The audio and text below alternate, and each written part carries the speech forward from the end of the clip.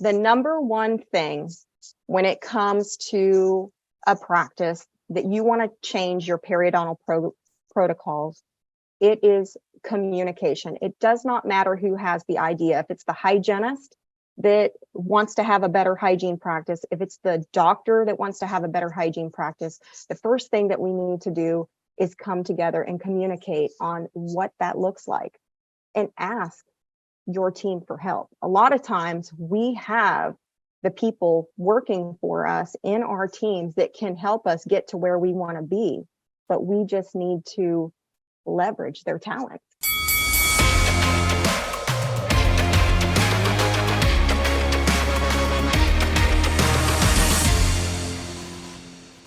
Hey everybody, David Rice. I'm your chief editor here at DentistryIQ.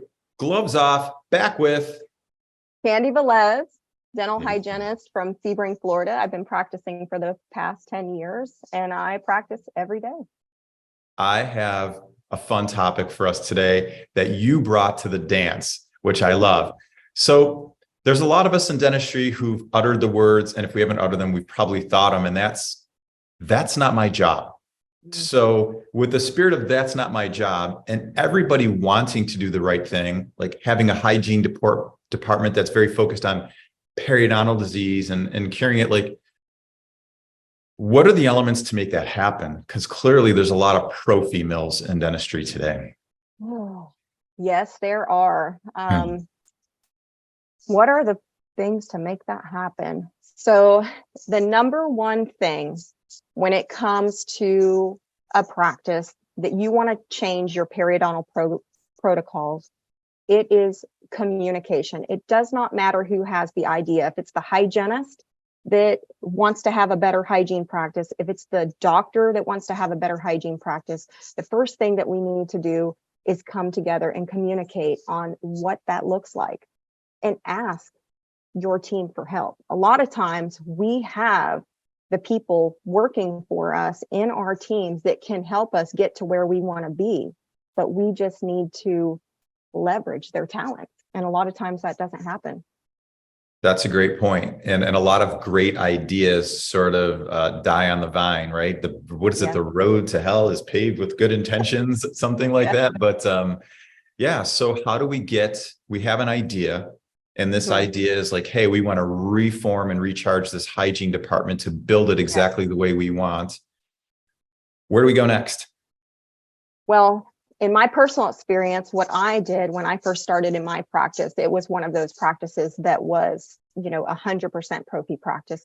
And the first thing that I did was meet with my dentist and say, I really want to up the standards of our care. I want to be able to provide a better standard for our patients.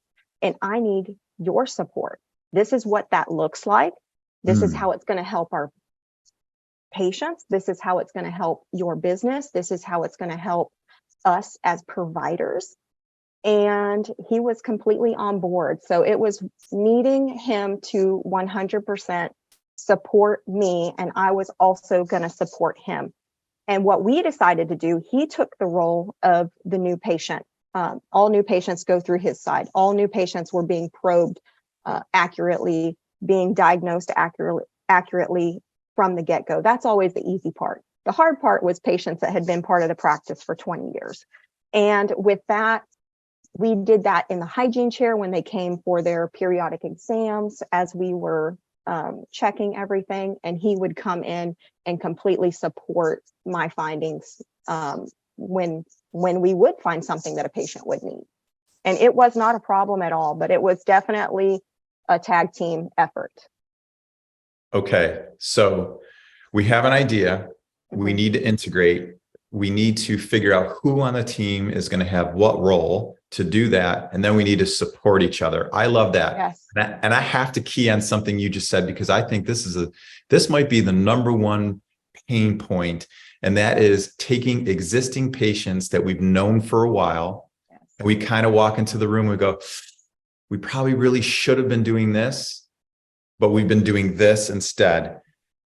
How did you have a conversation with that existing patient that didn't feel awkward, that took the fear away, and that helped that patient understand, who's been coming to you guys for 5, 10, 15 years, that we needed to do something different today? Is there one or two key elements to that conversation?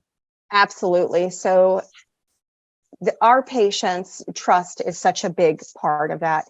And they had a lot of trust in the other hygienist, and she had periodontal probes on file.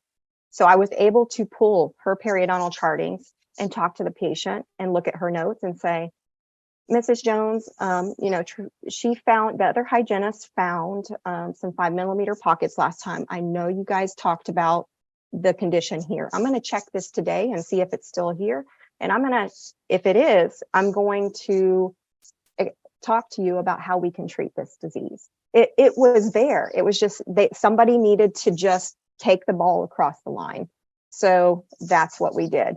And that's how we converted the patients. And every patient is different. Coming into a practice and converting an entire practice on a 1 hour or 45 minutes schedule, that doesn't always happen the same day. Some patients might have left with a treatment plan that day. They might have left with education, and then they were reappointed for their scaling appointment. Some patients, especially when they've been in the practice for 20 years, some patients were, I'm going to use your terms, we engaged, we educated and empowered them, but we did maybe provide the service they came for that day, but they still left with a treatment plan and an appointment for the periodontal treatment thereafter. So you have to be mindful of your patients. We just want to help them. We don't want to run them away. And it's not just a one size fits all. So you really need to look at your practice and see how you could fit some of those key components.